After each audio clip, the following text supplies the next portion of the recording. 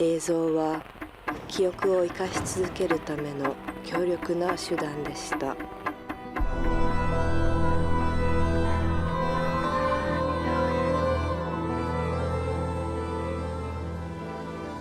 We did a very important thing. We create a new people. We were refugees, homeless. We became now fighters, freedom fighters.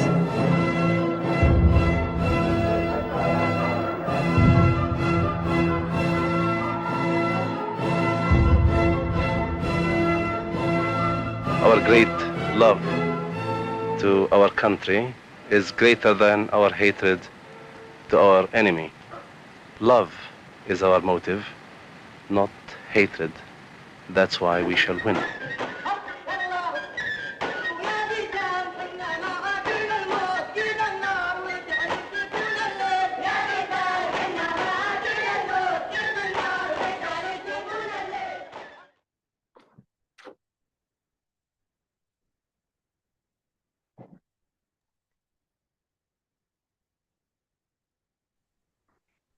Okay, good evening and welcome to Madani Film Festival, where we are going to have a talk on mainstreaming Islam in the global film industry. My name is Roosalina Wulandari. I will be your host for tonight, and as we all know that there has been an interesting development in the representations of Islam in global film industry. Islam and the Muslim community is no longer depicted only in a negative light. In fact, we have begun to be introduced to Muslim superheroes such as Miss Marvel in Disney Plus or Glitch Text, Nick Animation for Nickelodeon and Netflix.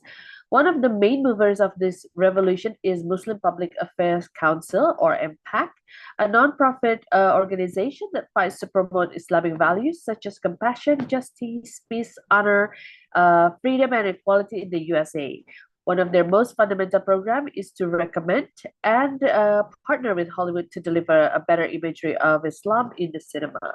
And we are beyond honored to have Miss Sue Obeidi here from MPAC. So a little brief on Sue. Since the Muslim Public Affairs Council MPAC's Hollywood Bureau was launched in 2011, Sue Obeidi has blended the love of her faith with her love of film, televisions, and digital series to change and expand the narrative of Islam and Muslim and the entertainment industry. Obeidi and her team assure that MPAC Hollywood Bureau is a partner with the entertainment industry. Behind the screen, she engages decision makers and creatives to improve the quality and number of authentic, nuanced, and inclusive presentations of Islam and Muslims so that audiences can see Muslims as vital contributors to creating social and cultural change in America and around the world. And Sue will not be alone. We also have another respective speakers for tonight's conversations. We have Ahmad Huda, a researcher at Indonesia's National Research and Innovations Agency. His research interest includes religion in everyday lives and its entanglement with visual culture, media and technology, gender and sexuality, and foodway culture in Southeast Asian Islam. So I would like to greet Sue first here. Good morning to you, Sue. Good morning and salamu alaikum, and thank you so much for having me. I'm excited to be here. Walaikum salam warahmatullahi wabarakatuh. I believe that this is the first time you're participating in Madani Film Festival, and I think we all have seen a little bit of your profile and would like to learn more about your work with MPAC. Probably to begin the conversations, you can share us a bit about what is it that MPAC does on a daily basis to promote Muslim representations in the global film industry. Absolutely. Again, thank you. Bismillah ar-Rahman ar-Rahim. The Muslim Public Affairs Council, MPAC, is a public policy advocacy group here in LA, California, that works at the intersection of policy and entertainment. In addition to the Hollywood Bureau, which I am the director of, we also have a DC office in DC where we're working with policymakers and ensuring that our young leaders have access and opportunities in the DC space. I today will only be speaking about the Hollywood work, which again I lead. So the MPAC Hollywood Bureau works in the industry, the entertainment industry, to change the narrative around Muslims and Islam. And we are an organization that has been doing Hollywood outreach for 35 years. But the Hollywood Bureau was founded in 2011.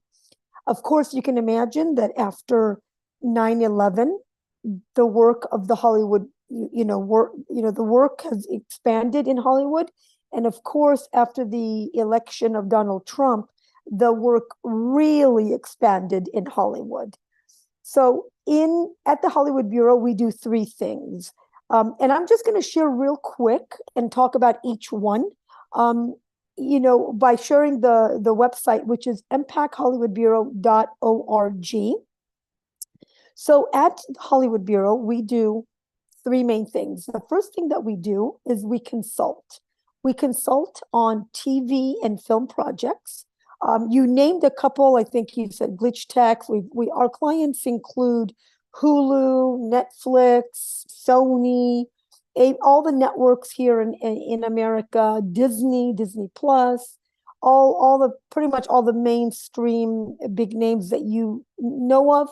We are clients of, and it's been a wonderful experience. Our work several years ago involved damage control, meaning that we were working to reduce the stereotypes, the inaccurate information around Muslims and Islam.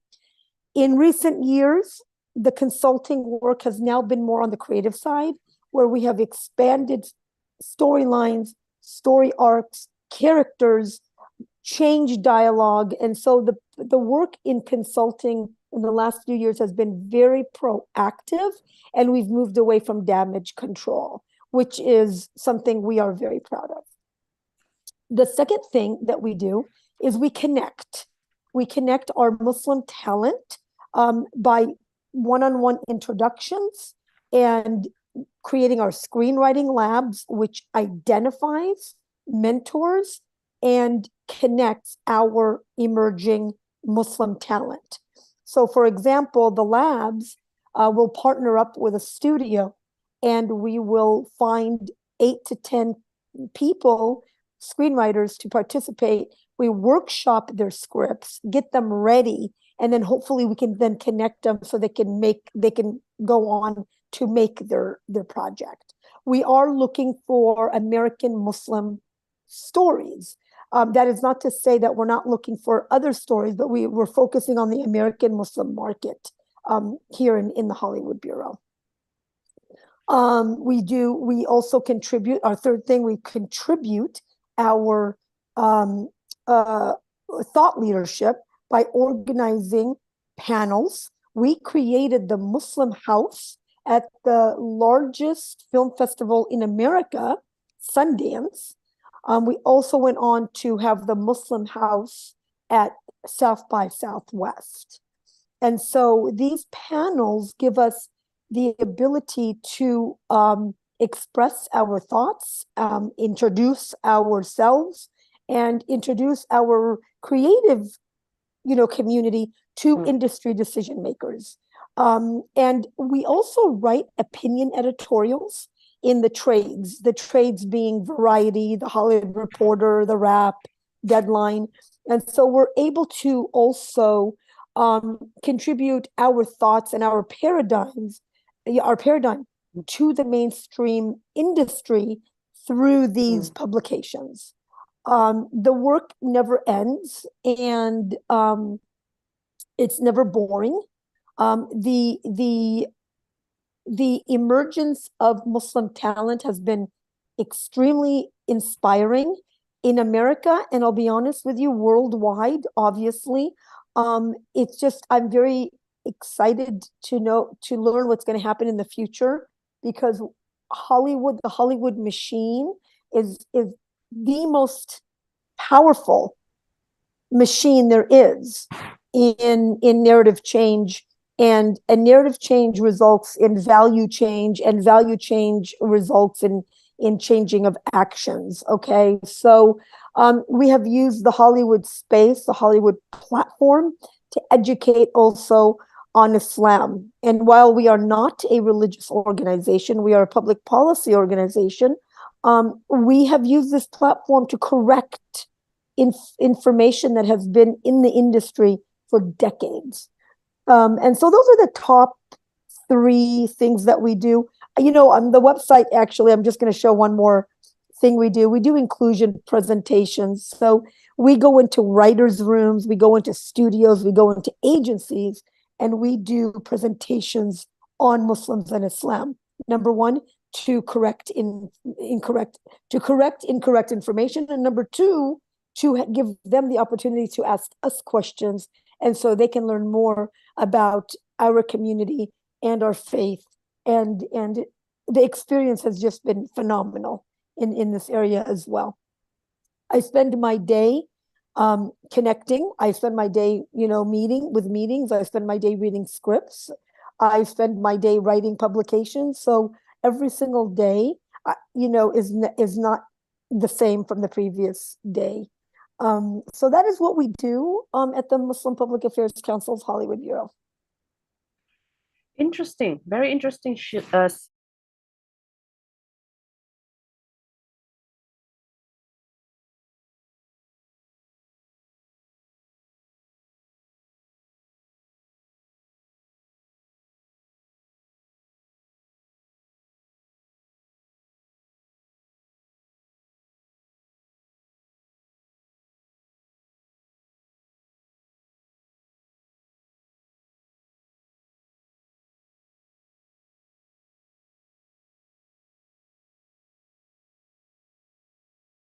Positive, content.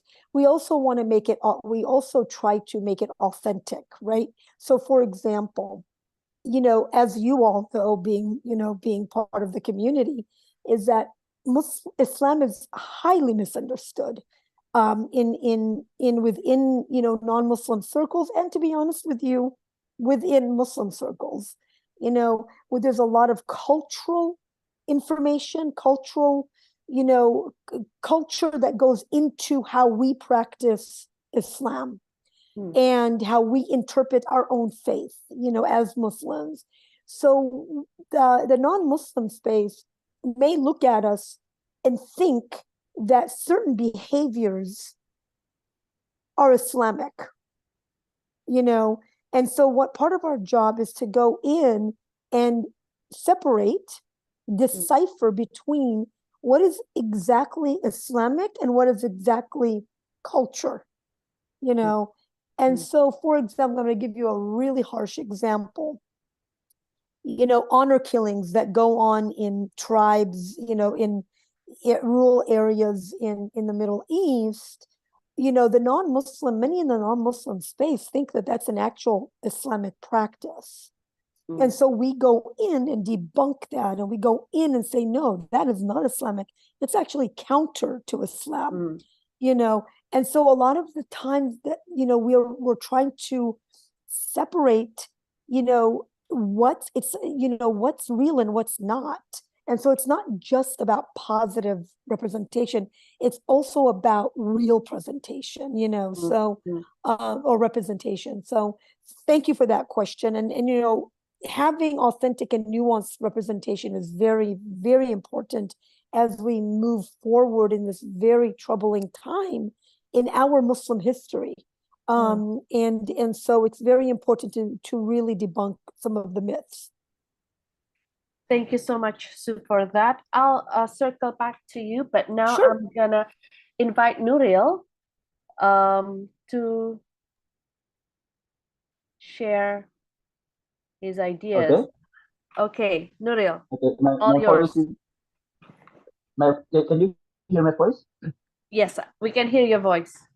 Okay, thank you.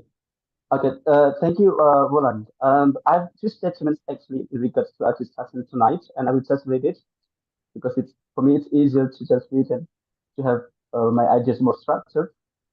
So when I received the invitation from the board of the Madani Festival to discuss the representation of Islam in the global film industry, and after reading its proposal, which starts with an intriguing sentence saying that representations of Islam and Muslims in today Hollywood films are more positive and sympathetic, I was immediately reminded of a recently published book written by Daniel O'Brien, a lecturer and prolific writer on counter-terrorist discourse of certain underrepresented societies, including that of Islam, in American films.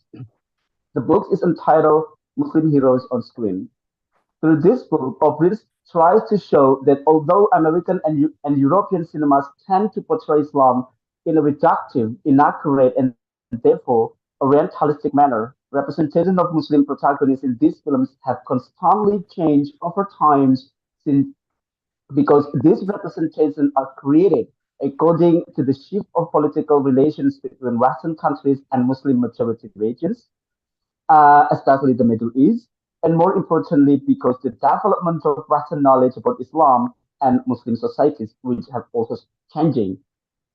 One example that I want to from the book that I want to highlight here is um, about how Western filmmakers have represented Salahuddin al-Ayyubi, the Kurdish-born ruler of the 12th century Ayyubid dynasty and the most famous Muslim figure among Westerners, partly because of his leadership when the Muslim soldiers conquered Jerusalem in a battle against the Crusader in 1187. O'Brien examines the representation of Saladin in two films of his character that are widely accepted among Western audiences. These films include the Crusades, produced in 1935, King Richard and the Crusaders, produced in 1954, and Kingdom of Heaven, produced in 2005. He concludes that while the dramatizations of Saladin in the first two films tend to play up an Islamic inspired sense of humor, reasons, and pragmatism, and denigrate his faith as a Muslim in the presence of Christian knights, the film Kingdom of Heaven seeks to foreground Saladin's integrity as a Muslim ruler, for example, by depicting him, quote to quote, entering Jerusalem in civilian clothes rather than a military uniform, suggesting liberations or reclamations rather than conquest. The movie, the Kingdom of Heaven also tries to portray its setting and protagonist as historically accurate and realistic. For example, by casting a Middle Eastern actor as the Sultan, which was not the case in the other two previous villains. So it is undeniable that the portrayal of Islam by European and North American films reflect Said's or reflect Said's critique of Orientalism. However, O'Brien's book reminds us that Western filmmakers' Orientalist views, or perhaps Westerners' Orientalist views and attitudes toward Islam and Muslim societies are historically situated and therefore subject to change. This means we can create a healthy, dynamic, sympathetic, and humanized portrayal of Muslim in cinema as long as we keep making an effort to foster and spread awareness in society about the fact that being Muslim is not just about performing certain rituals, but also involves certain aspirations, certain struggles, and certain desires of becoming a human being, which are not necessarily religious or Islamic in nature, because Islam is not a mere religion, but it is also a historical and human phenomenon, to cite the historians, the Harvard historian Shah Ahmed quotes. So I think what Sue just explained about her activisms in APAC is representative and reflective of this effort. How to create a picture of Islam in a global screen culture into one that is more positive, more dynamic, and more welcoming. So I think, yeah, we have to be thankful to Sue and the friends and follow the path that he has been paved. And the second statement, I hope I still have time. I want to relate. Yeah, 2 more minutes. I want to relate our notions of our point of view of seeing the Orientalism characters of the Western people to the East society as historically situated, something that can change with the increasing number of films of Islam in a global scale, thanks to the emergence of internet-based live streams platforms such as Netflix. The emergence of OTT or over-the-top platforms such as Netflix, Disney Plus, Hotstar, and many others has brought several new things concerning the number, quality, and ways in which global audiences access and consume films about Islam and Muslim society. If you type the keyword of Islam in the Netflix search bar, we will get various movies and TV series that tell stories about Islam or feature Muslim characters as the main protagonists. They are not limited to ones that are produced by global Netflix, such as The Most Next Door or Jin or Elite, the Spanish film on a Muslim character, Muslim women character, and Caliphate or Resurrection or Tugul or Layla Majnun or Layla M, the Netherlands film, and other films of Netflix productions, but also include many other films by filmmakers in Muslim majority countries, such as Halal Love and Sex from Lebanon, Barakah Meets Barakah from Saudi Arabia, or Ayah from Tunisia, or Munafik from Malaysia, and also other Islamic film genres from Indonesia as well. This means that depictions of Islam in Muslim characters have become diverse and involve those outside of the Hollywood patterns, which means reframing the reality of Islam and the lives of Muslims in the Muslim majority countries where these films are produced. So, in other words, the emergence of OTT platforms brings fresh air for filmmakers in Muslim majority countries to participate in the efforts to provide more realistic depictions of Islam and Muslim societies at large, or depiction that present Islam as an integral part of the social reality in which Islam and Muslims grow and live. In my opinion, the increasing number of films that began to portray Muslim characters in diverse, dynamic, and positive ways has many positive implications for the representation of Muslim communities globally, which for years has been dominated by stereotypical Western views of Islam and Muslims. First, for example, it presents several images of Islam and Muslims that have potential to act as a counter-hegemony to the dominance of Western representation of Islam. In his article, Religious Hegemony and Muslim Horror Films, for example, Sahid Muhammad gives an example. He points out that the emergence of Islamic horror films produced by filmmakers from Muslim majority countries whose films are accessible through Netflix, for example, provide a locally authentic narrative against the dominant Western Christian horror mainstreams. The Islamic horror film he studied, for example, The Jinn from the United Arab Emirates and Munafik from Malaysia, provide ample depiction specific to the Muslim religious and cultural experience, and sometimes even specific to single communities of Muslims, which sometimes different from another Muslim community. So they give voice to these otherwise subaltern narratives and legitimize through this film portrayal Muslim horrors and fears as lived experience, rooted in a deeply held belief system rather than as a mere fairy tale. So again, film is portrayed as part of the social reality, not as a Jamil quotation from the text of Holy Quran, for example. So, on another note, the final statement. The increasing number of films with different Islamic settings, characters, and narratives now accessible globally through live streaming service platforms has provided a huge opportunity for Muslim audiences worldwide to realize that Islam as a social reality is never singular. As part of a culture, movies can effectively convey a message to a general audience. The more positive the image of Islam in a film is, the more they will affect the awareness of Western and global society about Islam.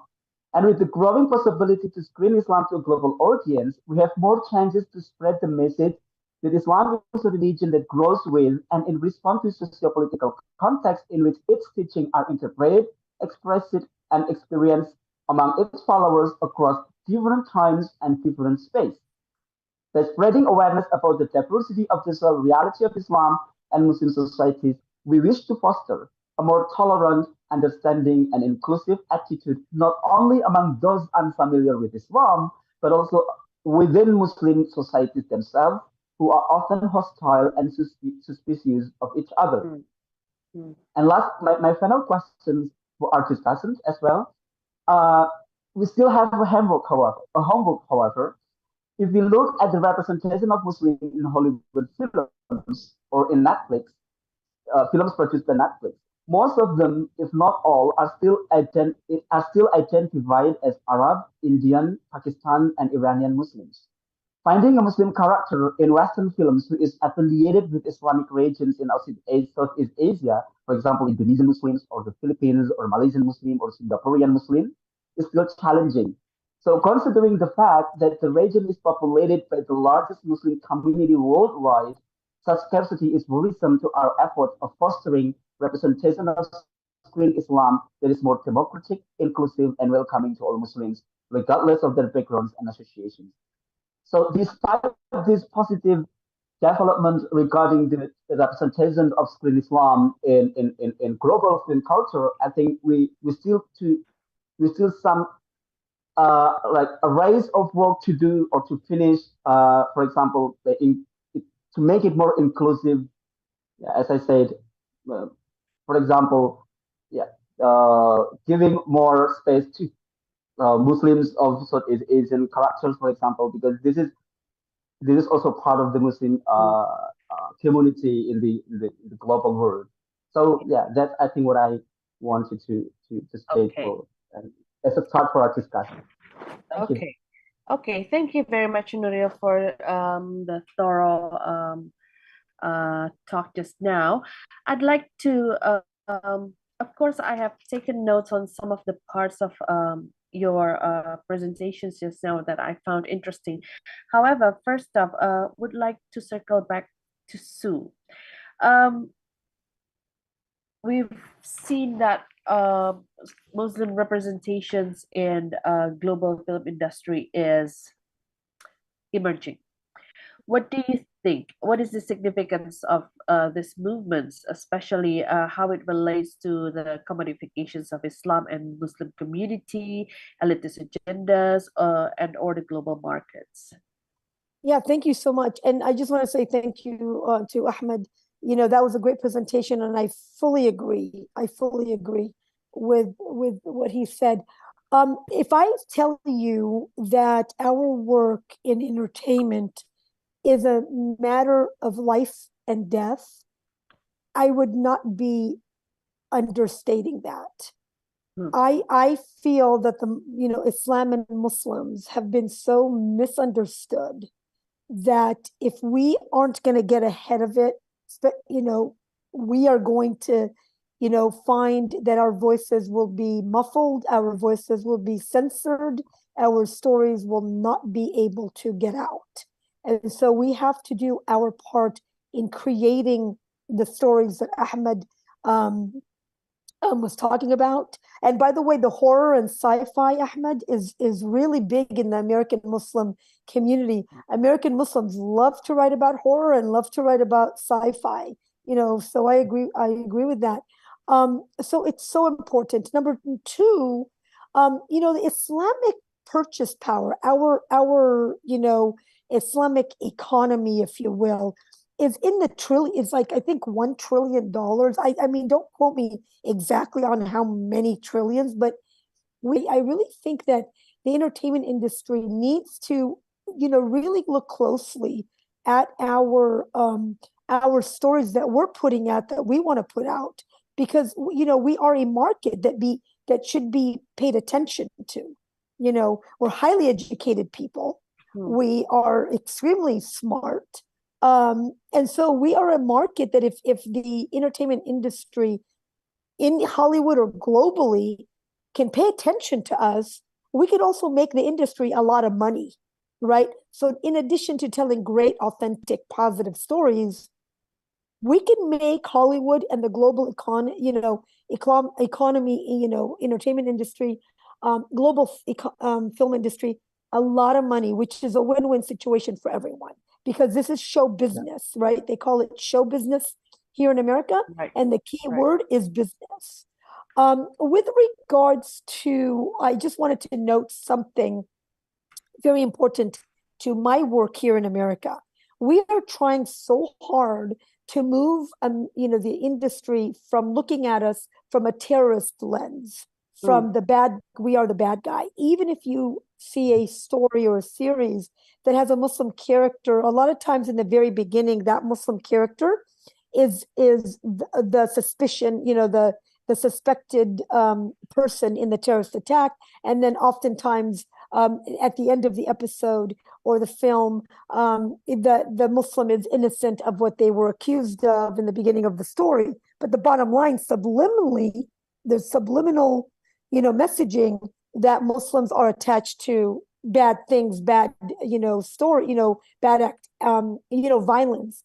I was watching, the promo video that you put on right before we started the panel, and I assume that's the sizzle reel that you have, before every event at the festival.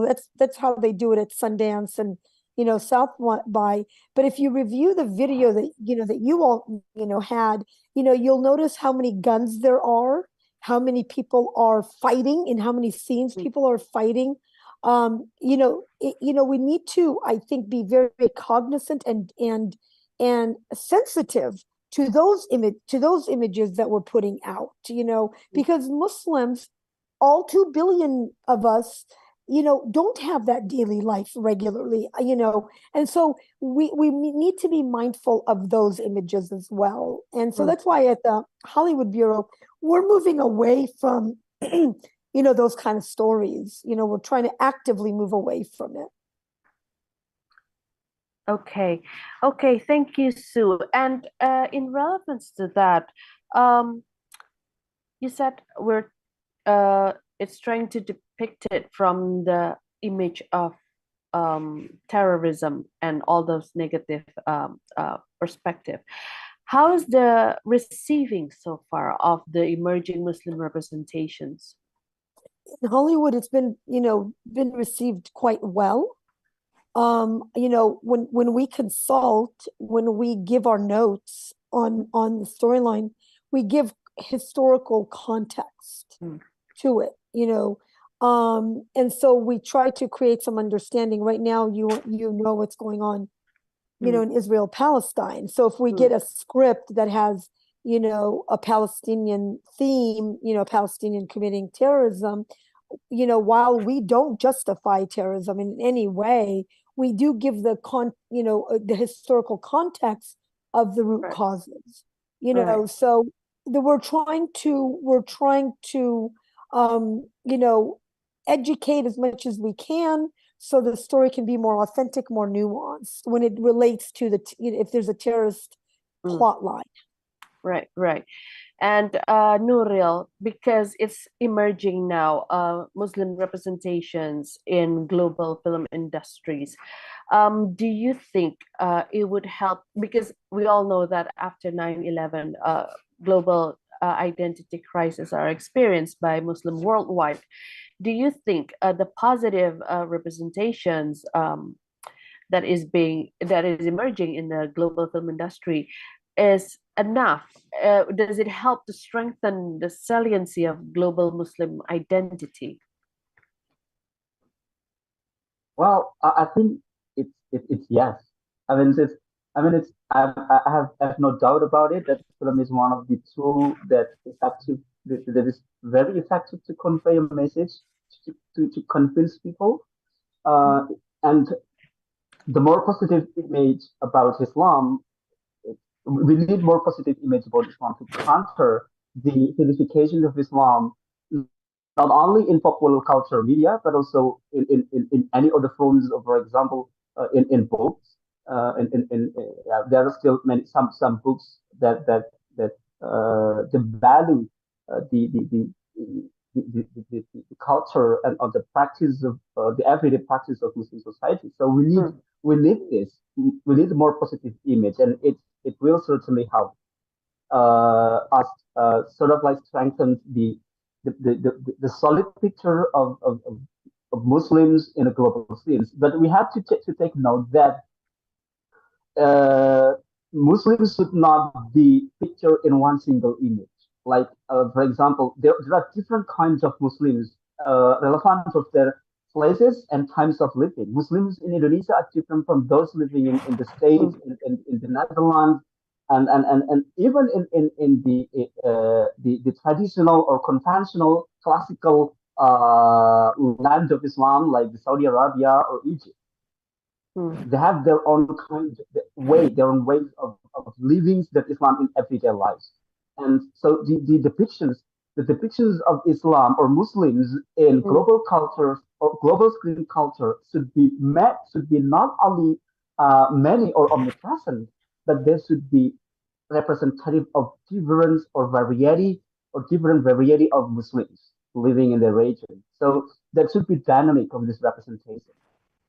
Can I jump in real Yeah, quick? sure. Yeah, Go ahead, Sue. I couldn't agree with him, with Ahmad more. In America, what we're, experiencing is, Hollywood thinks that all Muslims are either Arab or South Asian. So either you're, a Middle Eastern Muslim, or you are, Pakistani or, Indian. There is, we have the largest American Muslim community in America is the Black Muslim community. And we don't see enough narratives around that community. So I fully agree with Ahmed here.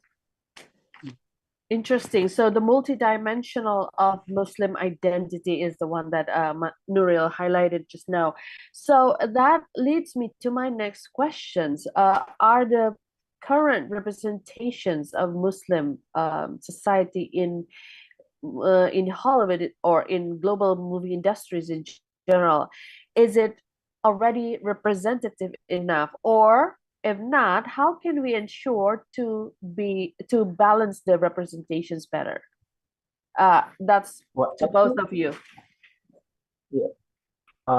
Sue first or me first? Sue, Up to you. Yeah, go ahead. Go first. Yeah. For me, it's not. Well, the directions is moving better. It's moving to the positive directions, but then it's not enough. It's still not enough. Like I said, there is no single characters of Muslim from Southeast Asia countries, and considering the fact that Southeast Asian Muslims are the majority Muslims, this is kind of like worrying. There's still some work to do, and also like Sue just mentioned that most Hollywood films about Islam, for example, tend to simplify Islam as one single Muslim identity, either black or Arab.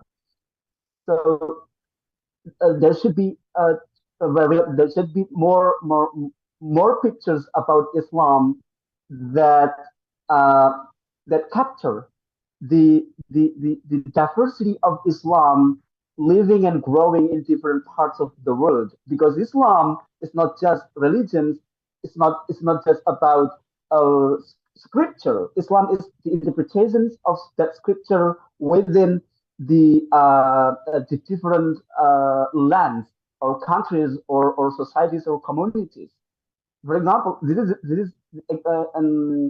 the easy example or the simple example of that is the Quran is a mute text. The Quran is always a mute text. It doesn't sound by itself. Someone has to read it.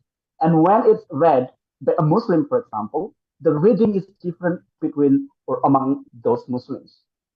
So this means the interpretations of Islam are always different. And it is okay. There are Islam as scriptures is one, but when it comes to a historical and human realities, it becomes as diverse as the humans themselves. So that's one thing that I think we need to make it more portrayable in the global culture screens of Islam, of the religion. Thank you. Thank you so much, Nuril. Sue?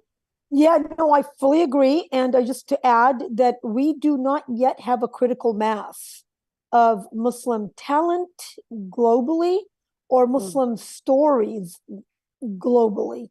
And so if we just stopped at this point, if we just stop progress at this point and let the world continue as it would, we would be in severe danger of not getting our stories out, of not representing Islam correctly and Muslim communities correctly. So we are nowhere near where we need to be.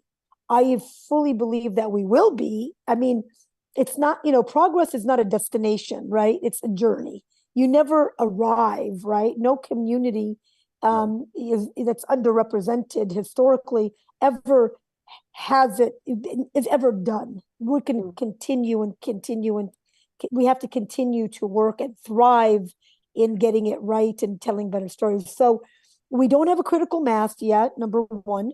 And number two, if we stop now, we will be in danger. We will be erased. We will be muffled. Our stories are over. So we got to keep working. We got to keep encouraging our youth, and this is a problem with, American Muslim immigrants. We came to America, wanting to be doctors and scientists and engineers and accountants, and always looked at Hollywood as an industry that was not for us. And that was wrong. That was wrong, because they were telling stories about us, but they weren't telling it with us. And so we lost a lot of time. And now we're trying to make it up. And we're trying to make it up in the era of post 9/11, post Donald Trump, and now post, the world in the Middle East, imploding. And so we're at a disadvantage as far as how fast we're moving. We're not moving fast enough. So anyway, I just agreed with him, and I just wanted to add that. I don't mean to be add, I don't mean to be dismal or negative. I'm just trying to be real. I also agree with what you said. Can I add something to that? Yeah? Yes. Yeah. You want to add something? Yeah. Yes, go ahead. I agree with what you said about that we shouldn't stop right now, and there's still not a critical mass about how to improve the picture of Islam on screens. But I'm quite positive. I'm quite confident that we're going to that direction. I mean, if I compare my situation, for example, when I was like a teenager, I live in a family with very strict regulations on animation on animate being. For example, I was not allowed to go to cinema, and even until today, there's still some in my family saying that going to cinema is forbidden. But this kind of thinking is now getting less and lesser in number. So there is a growing awareness among a new generations of Muslims who see the importance of using cinema as part of how to express their Islam and aspirations of being Muslims in a global context. And if we keep working on making benefits for the rise of this generation, for the development of Islam, of representation of Islam in screen culture, I think, yeah, if we keep doing it, then yeah, we will somehow maybe not arrive in the final destinations, Right. because I agree with Sue, this is a process, is always process in the making. We will arrive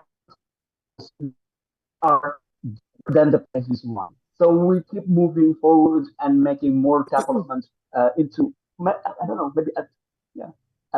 I want to now. I want to. Yeah, I'm positive. I want to Yes, add to his. Yes, I want to add Go to ahead. add into mine. I fully agree. And to be honest with you, the youth that I am working with in the industry, the 20-year-olds who say to their parents, "I don't want to be a doctor. I don't want to be that. I want to be a screenwriter. I want to be a director," and their parents supporting them. They are going on to get their masters in film and TV writing, and they are making content. So I am fully hopeful. I just want to make sure that we, keep getting ahead of the curve now, because we lost a lot of time then. What Ahmad said about being, cinema being forbidden. A lot of Muslims, believe that. A lot of Muslims believe, in that Hollywood is haram. Just even being in Hollywood, it's haram. That was back the immigrant paradigm. So we have to make up, number one, for lost time, and we have to encourage our youth to go in and dive in and be the best they can be in storytelling. Because honestly, the Quran tells us, God in the Quran tells us, Islam I will protect your religion. He says this in the Quran, I will protect Islam. But Islam's image is different, right? So he's promising that he's going to protect our religion. But the image of the Islam is a different story. And so that is what we're trying to protect. Yeah. Okay, I'm very conscious of time, but I can see that the discussions is heating up just now. But maybe one last questions, because I know you two will be happy to jump into these questions as well. MPAC must have experienced challenges in advocating Muslim representations in global film industries. Other than that you have mentioned, are there more? And as for Nuril, my last questions to you, is there any way you think that a collective effort can be initiated to familiarize storytelling among youth, for example, because research has shown that in many peace building initiatives, storytelling has been proven to be very powerful. And of course, film is one of the powerful media to be able to channel the storytelling purpose as well. So Nuril, for you, collective efforts, and Sue, for you, other than what you have mentioned, what are the biggest challenges ahead for you to advocate this issue? Maybe Sue first can go. Oh, thank you so much. I mean, that's a great question. Great questions. The biggest challenge is bandwidth. The biggest challenge is, I'm speaking as an organization. I'm speaking as the biggest challenge is bandwidth, and of course funding, and all the opportunities coming in at us. Sometimes we can't deal with them effectively because we just don't have the time and the resources to do so. So we need, more Muslim organizations to work in Hollywood. Impact is the first and pretty much the biggest one working in Hollywood. It's not the only one right now, but it's the biggest one. And so we need more Muslim organizations in this space so we can have a uniform and systematic and methodical way of working in the industry, so we can keep making a dent in the industry and make impact in the industry. So to the answer to your question on my end is bandwidth, resources, and the lack of Muslim organizations doing this work. Thank you, Sue. Hence, collective efforts is needed. Nuril, how can we initiate more or greater collective efforts?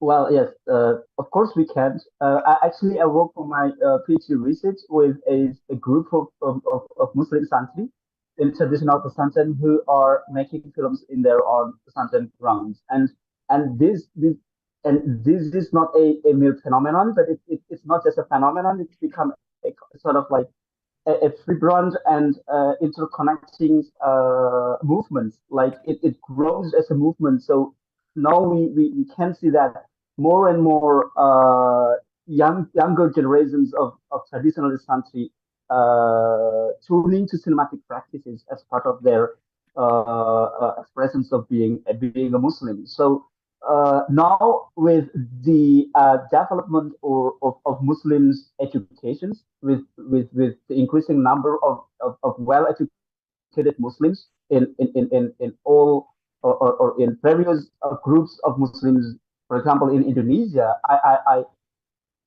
I'm uncertain that there will be a more positive attitude among Muslims toward the use of storytelling, the use of pop culture, or the use of, for example, of films as part of how to promote or speak about Islam in their own, for example, purposes for their own well-being and positive aspirations. So I think yeah, with that, with the development of Muslim educations, with the increasing number of Muslim wealth, so I think this awareness will increase, and the collective actions will by itself emerge as an activism. And it's already it's done. It's done, and it's now ongoing. So yeah. Yeah. I Can I think jump in? Sorry, I have to Yeah, say one yeah. more. Fine, Go and I ahead, know we're Sue. tight on time. But again, Okay. I want to agree with Ahmed here. And again, I want to say just one other thing, that at Impact, our paradigm, our work is based on the Quran and the Sunnah of the Prophet, peace be upon him. So our work in Hollywood and our work in Washington, to us, is the extension of the Islamic movement. So this isn't entertainment. This isn't politics. To us, this is the extension of the Islamic movement that the Prophet, peace be upon him, started, over almost 1,500 years ago. So it's very important for us to always remember that we are carrying the banner, the torch of Islam as we are doing this work. True. So that's campaigning to correct the incorrective informations that has been part of your inclusion presentations, as you mentioned. And thank you so much, Sue and Nuril, for today's discussions. We've touched base on so many things today. We've touched base on how emerging Muslim representations in global film industries has been getting well receiving in Hollywood. Of course, there's still a lot of homework, but again, it's also requires collective efforts. Sue mentions about the absence of critical mass of Muslim talents, and therefore, it is also great for more Muslim individuals, activists, organizations to also champion for more storytelling activities, initiatives as part of altogether conveying the message, because eventually we are trying to reestablish global Muslim identity to promote Islam as the religion of peace, instead of what has been depicted all this time. And as you mentioned just now, Sue, we're carrying the torch, we're carrying the banner, we are the ambassador, we are the epitome. We should be the epitome of all the teachings of Islam itself. Thank you so much. It is very fortunate to have been hearing from the both of you. Unfortunately, our time is limited, but thank you so much, Sue, for waking up and ready to jump in front of Happy the to do camera and that. Zoom. And Nuril, for your presentations, I learned a lot from the both of you today. And the challenges, I think it should be a shared responsibilities. It should be our homework together, that each of us could help contribute in the future. So thank you very much for our conversations today, and I look forward to see you in other opportunities. Assalamualaikum warahmatullahi wabarakatuh. Thank you so much. Assalamu alaikum.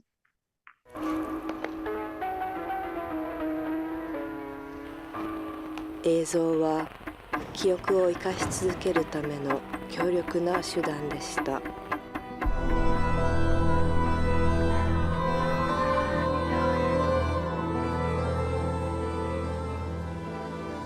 We did a very important thing. We create a new people. We were refugees, homeless. We became now fighters, freedom fighters.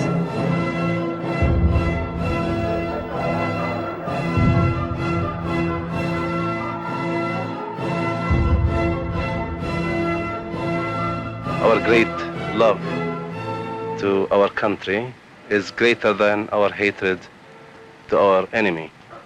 Love is our motive, not hatred. That's why we shall win.